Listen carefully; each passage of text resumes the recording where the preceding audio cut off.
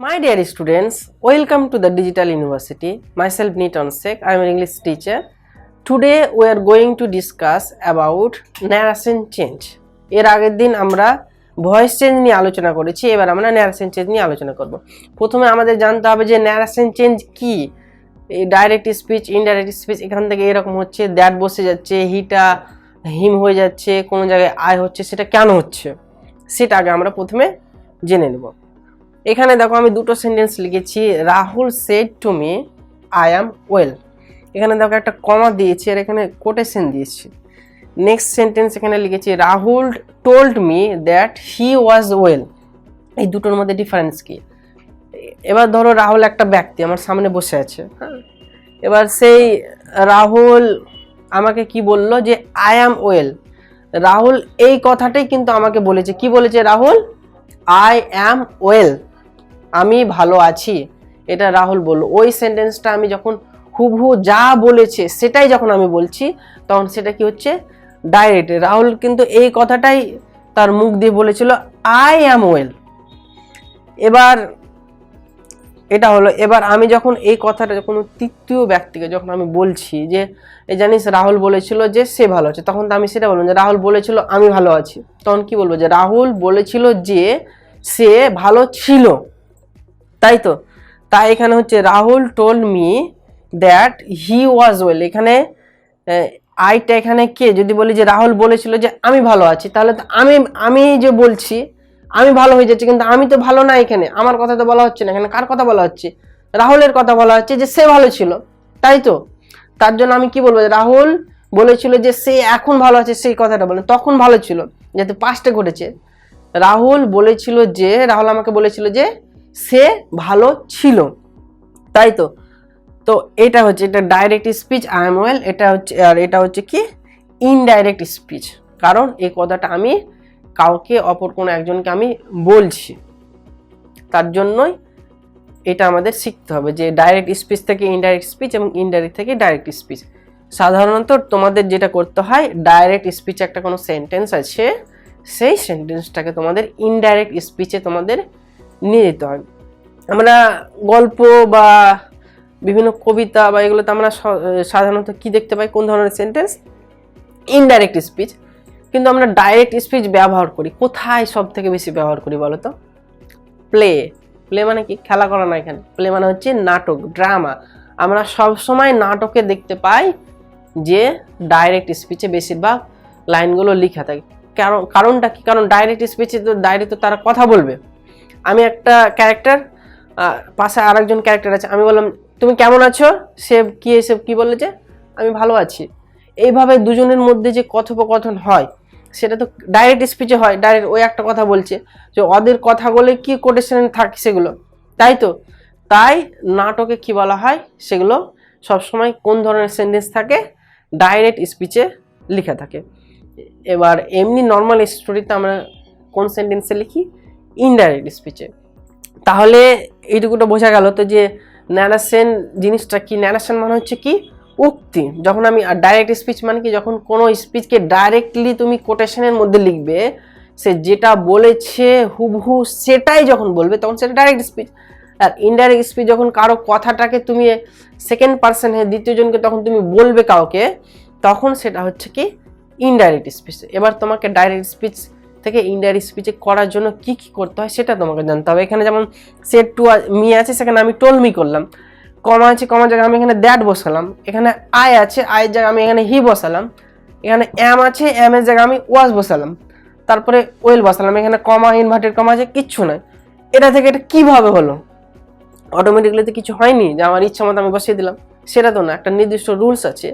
Voice চেঞ্জে যেমন তোমরা শিখেছিলে কি, I caught him, he was caught by me, তাহলে কিভাবে হলো? এটা এদিক ওদিক চলে যাচ্ছে। ঠিক সেরকম ন্যারেশন চেঞ্জে অনেক নিয়ম আছে, সে সমস্ত নিয়মগুলো তোমাদের জানতে হবে যে এটা ডাইরেক্ট স্পিচ থেকে ইনডাইরেক্ট স্পিচে কেন হলো, সেটা তোমাদের জানতে হবে। এবার বলো যে ন্যারেশন তাহলে আমরা জানলাম কয় প্রকার? ন্যারেশন হচ্ছে দুই প্রকার। একটা হচ্ছে ডাইরেক্ট স্পিচ, আর দ্বিতীয়টা যেটা হচ্ছে সেটা হচ্ছে ইনডাইরেক্ট স্পিচ। ডাইরেক্ট স্পিচ আর ইনডাইরেক্ট স্পিচ। এবার ডাইরেক্ট স্পিচের সেন্টেন্সটা কেমন ভাবে লেখা হয়, যেমন এই সেন্টেন্সটা যেটা আমি লিখেছিলাম সেটা লিখছি আবার। Rahul said I am well. Rahul বলেছিল I am well. Rahul I am well এই কথাটাই কিন্তু রাহুল বলেছে যে আই অ্যাম ওয়েল, তাই তো? তাহলে এটা হচ্ছে কি ডাইরেক্ট স্পিচ। এবার যে রাহুল সে যে ভার্বের আগেরটুকু যেটা আছে সেটাকে বলা হয় রিপোর্টিং ভার্ব। এইটুকুটা কি বলা হয়? রিপোর্টিং ভার্ব, কারণ সেই ভার্বটা রিপোর্ট করছে রাহুল সেড। আর কি রিপোর্ট করা হয়েছে, যেটা রিপোর্টের স্পিচটা কি? আই অ্যাম ওয়েল, এটা হচ্ছে রিপোর্টেড স্পিচ।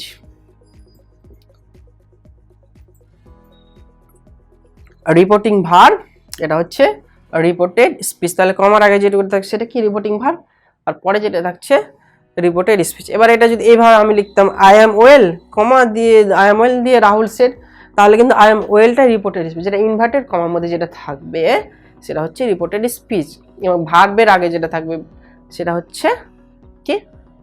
রিপোর্টিং ভার্ব, তাই তো? এবার আমরা ন্যারেশন চেঞ্জ কিভাবে করব? প্রথমে যে সমস্ত অ্যাসার্টিভ সেন্টেন্স আছে সেগুলো ন্যারেশন চেঞ্জ করব, তারপরে ইন্টারোগেটিভ সেন্টেন্সের আমরা ন্যারেশন চেঞ্জ করব, ইম্পারেটিভ সেন্টেন্সের আমরা ন্যারেশন চেঞ্জ করব। আমরা যেমন সেন্টেন্স অনুযায়ী প্রথমে করেছিলাম ভয়েস চেঞ্জের ক্ষেত্রে, ঠিক সেরকম ন্যারেশন চেঞ্জের ক্ষেত্রেও কিন্তু একইভাবে আমরা করব। তোমরা ভালোভাবে প্রথম থেকে শেষ পর্যন্ত ভিডিওটা দেখবে, এবং শুধুমাত্র দেখলেই হবে না, তোমাদের প্র্যাকটিস করতে হবে। আমি কি বলেছি? Practice makes perfect. তোমরা এগুলো দেখো, প্র্যাকটিস করো, দেখবে তোমরা ন্যারেশন চেঞ্জ শিখে যাবে। গ্রামার হচ্ছে ইংরেজির সব থেকে কি ইন্টারেস্টিং জিনিস, যদি তুমি সেটা বুঝতে পারো। তোমাদের বোঝানোর দায়িত্ব হচ্ছে আমার, তোমাদের শুধু দায়িত্ব হচ্ছে ঠিকভাবে ক্লাসটা মনোযোগ দিয়ে করার।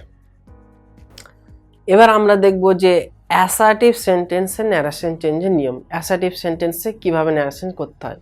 এখানে ন্যারেশন চেঞ্জ মানে আমরা সাধারণত ডাইরেক্ট স্পিচ থেকে ইনডাইরেক্ট স্পিচে কিভাবে নিয়ে যেতে হয় সেটা আমরা জানবো। তো এখানে আমি দেখো দুটো সেন্টেন্স লিখেছি, he said I am well now. সেটা থেকে কি হয়েছে? He said that he was well. Now থেকে এটা নাও হবে না, আমি ভুল লিখেছি, এটা হবে then. He said that he was well then. তো এটা হচ্ছে ডাইরেক্ট স্পিচ, এটা ডাইরেক্ট স্পিচ, এটা হচ্ছে ইনডাইরেক্ট স্পিচ। তো আমি তোমাকে শেখাবো যে এই ডাইরেক্ট স্পিচ থেকে এভাবে ইনডাইরেক্ট স্পিচে কিভাবে হলো। এবার তার আগে আমাদের জানতে হবে যে এখানে ফার্স্ট দুটো পয়েন্ট আমরা জেনে নিই। ডাইরেক্ট স্পিচটি ইনভার্টেড কমার মধ্যে থাকে সর্বদা। দেখো এটা দেখো ডাইরেক্ট স্পিচ, তাই তো? আই এম ওয়েল নাও, এটা দেখো ইনভার্টেড কমার মধ্যে আছে। ইনভার্টেড কমা মানে উপরে এইভাবে কমা যেটা থাকে সেটাকে বলা হয় ইনভার্টেড কমা। তাহলে ডাইরেক্ট স্পিচটি ইনভার্টেড কমার মধ্যে থাকে ফার্স্ট। সেকেন্ড, রিপোর্টিং ভার্ব এর পর একটি কমা ব্যবহৃত হয়। এই যে কমা, এই যে দেখো এটা রিপোর্টিং ভার্ব, তারপর একটা কমা ব্যবহার হয়েছে। এটা প্রত্যেকটা সেন্টেন্সের ক্ষেত্রে হয় ন্যারেশন চেঞ্জের ক্ষেত্রে। এবার নেক্সট যেটা তোমাদের জানতে হবে, যেটা অ্যাসার্টিভ সেন্টেন্স। এবার নিয়মটা আমরা জেনে নেব যে ন্যারেশন চেঞ্জ করার নিয়ম, ডাইরেক্ট স্পিচ থেকে কিভাবে ইনডাইরেক্ট স্পিচে পরিণত করতে হয়।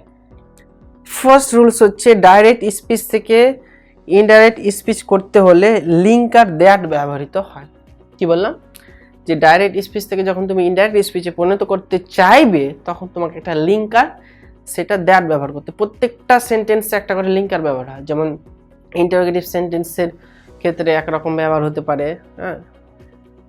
ইম্পারেটিভ ক্ষেত্রে অন্যরকম ব্যবহার হয়। যেমন ইম্পারেটিভ ক্ষেত্রে কি ব্যবহার করি? অর্ডার ব্যবহার করি যদি আদেশ বোঝায় তাহলে। এবং ইন্টারোগেটিভের ক্ষেত্রে কোশ্চেন আস্কড এটা ব্যবহার করি।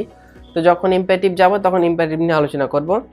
তো ডাইরেক্ট স্পিচ থেকে ইনডাইরেক্ট স্পিচ করতে হলে লিঙ্কার দ্যাট ব্যবহৃত হয়। এখানে দেখো তাহলে প্রথমে হি সেড আছে, হি সেড বসিয়ে দিলাম, তারপরে লিঙ্কার আমি দ্যাট ব্যবহার করেছি, তাই তো? ফার্স্ট এটা বুঝতে পারলে দ্যাটটা কেন হলো, যদি অ্যাসার্টিভ সেন্টেন্স হয়, লিসেন এগেন, যদি অ্যাসার্টিভ সেন্টেন্স হয় তাহলে লিঙ্কার আমরা কি ব্যবহার করব, দ্যাট ব্যবহার করব। আমি দ্যাট ব্যবহার করেছি, এটা বুঝতে পারলে। নেক্সট, এবার বলছে অর্থ অনুযায়ী প্রোনাউনের পরিবর্তন হয়। প্রোনাউনের যে পরিবর্তনের কোনো বিশেষ নিয়ম, এটা হি থাকলে হিমি হবে, আই থাকলে উই হবে, বা আই থাকলে হি হবে, দেই থাকলে উই, বা উই থাকলে দেই, এরকম পারফেক্ট বা কোনো রকম রুলস নাই। সেটা তোমাকে কিভাবে বুঝতে হবে, যেটা হি আছে থেকে আই হবে। এখানে দেখো আই আছে, আই থেকে এটা হি কেন হলো, অন্য কিছু হতে পারতো, কেন হলো? সেরকম কোনো নিয়ম আছে যে তুমি দেখে নিলে যেখানে আই আছে এবং আমি হি বসিয়ে দিলাম, সেটা না।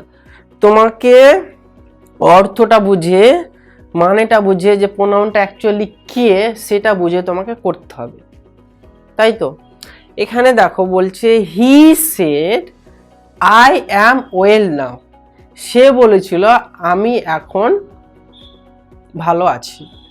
তাহলে সে বলেছিল, কে বলেছিল, সে বলেছিল, এই হিটা বলেছিল আই অ্যাম ওয়েল নাও। তাহলে এখানে আইটা কে বলো তো, আমি এখন ভালো আছি সেটা কে বলেছিল, আই অ্যাম ওয়েল, আইটা কে, তাহলে হিটা তো। এই আই আর এই হি তো সেম পারসন, তাই না, তার জন্য এখানে হি বসছে। হি সেড দ্যাট হি।